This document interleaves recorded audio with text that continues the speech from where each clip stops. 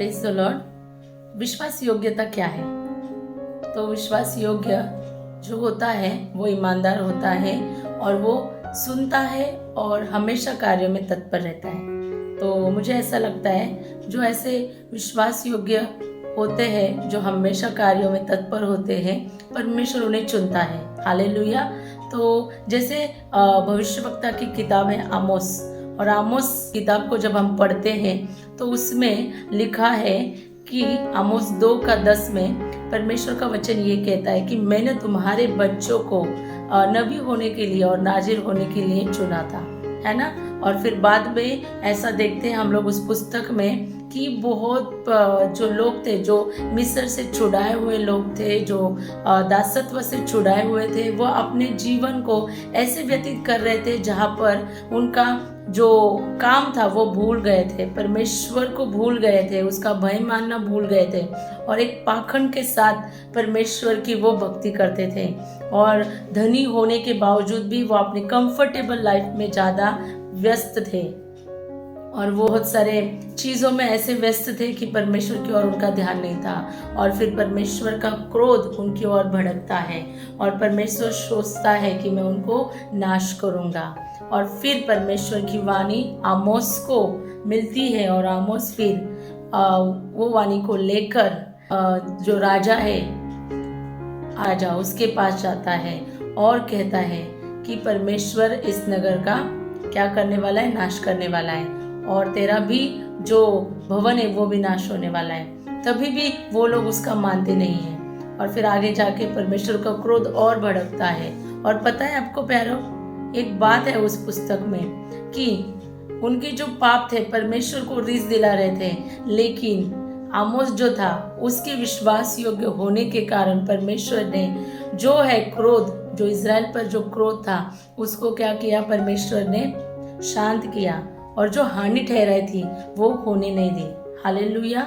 तो ये एक विश्वास योग्य दास जो है वो आमोस ठहरा यहाँ पर। तो मैं आपको विश्वासु और विश्वास योग्य दास के बारे में बताना चाहती हूँ। अगर हम एक विश्वासु हैं तो परमेश्वर की हमारे लिए एक योजना है।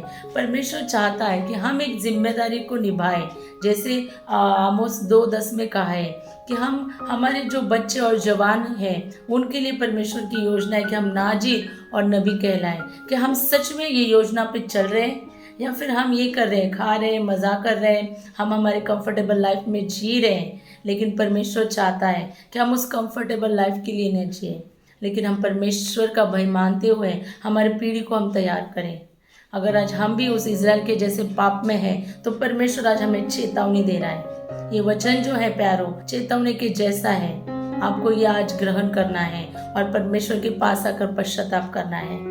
न्यायों की किताब का जो सारांश है ये कहता है कि जब जब लोगों ने, इज़राइल ने पाप किया और परमेश्वर से वो दूसरे लोगों की तरफ फिरे, तब जाके उनको विपत्ति और संकटों का सामना करना पड़ा।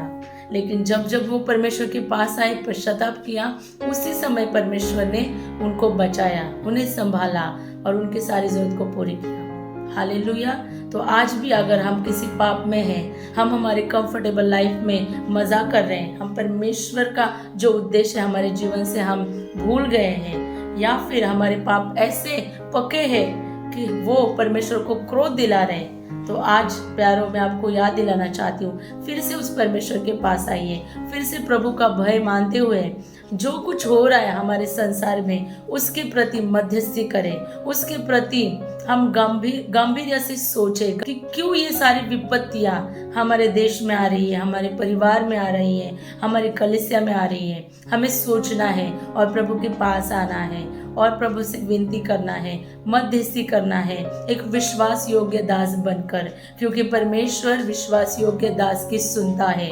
जिस तरह आमोस की सुनी वो हमारी भी सुनता है। क्या हम विश्वास योग्य दास हैं या सिर्फ हम विश्वासु बनकर इस संसार में जी रहे हैं? प्रभु आपको ब्लेस करे। आप इस क्वेश्चन को अपने जीवन में लेकर उसका विचार करें और अपने जीवन में विश्वास योग्यता को धारण करें। Hallelujah. Praise the Lord. God bless you.